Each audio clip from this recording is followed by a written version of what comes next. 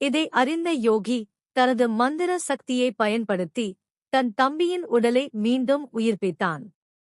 அவன் மந்திரத்தால் இறந்த பண்டிதன் உயிர் பெற்றான். ஆனால் யோகியின் ஆன்மா இப்போது பண்டிதரின் உடலில் இருந்தது.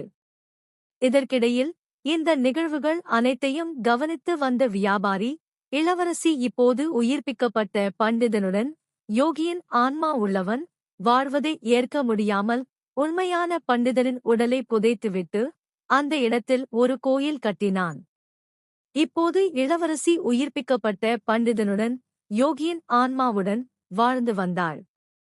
சில காலம் கழித்து தனது அண்ணன் யோகி தன் உடலில் இருப்பதைக் கண்டறிந்தான் உண்மையான பண்டிதன். அவனுடைய ஆன்மா தன் உடல் திரும்ப கிடைத்ததற்காக மகிழ்ச்சியடைந்தது.